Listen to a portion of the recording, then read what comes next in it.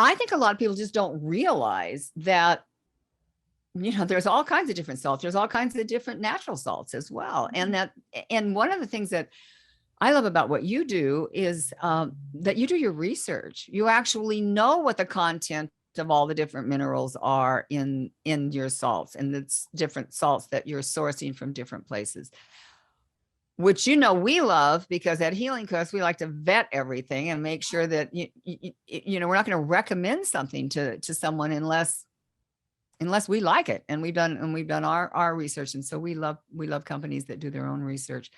So just I want to get into the book, and I want to get into other things as well, but since we've opened up the conversation about sea salt, just tell me some of the benefits. I want all of you out there to hear right from Selina what some of the benefits are of having a sea salt in your life, replacing it with table salt. Table salt should just be gone. Well, table salt is just void of the elements that are necessary for us to be able to assimilate the sodium and chloride the way we're supposed to. And the minerals play off of each other. Just like if you would just do a Google search on YouTube and ask to see a potassium pump, you would actually see science showing us that sodium can only be absorbed into the cells with the molecule of potassium. So it's really just common chemistry that we understand that you shouldn't be taking pure sodium chloride into your body. You should take it into your body with the other complementing elements that our body is made up of. And the largest components of our extracellular fluid in our body is magnesium, potassium, and calcium, along with the sodium. And that's the profile that we look for when the salts that we carry. And I go over and above to where I wanted to see what other elements are in the salt. So we spent $18,000 a couple of years ago to have every one of the salts that I sourced analyzed with the 72 elements that they all have in them.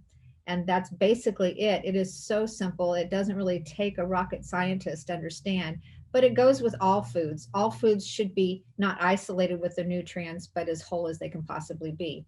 And also the alkalinity is very important. So I look for salts that, have a really good alkalinity and help to support that also.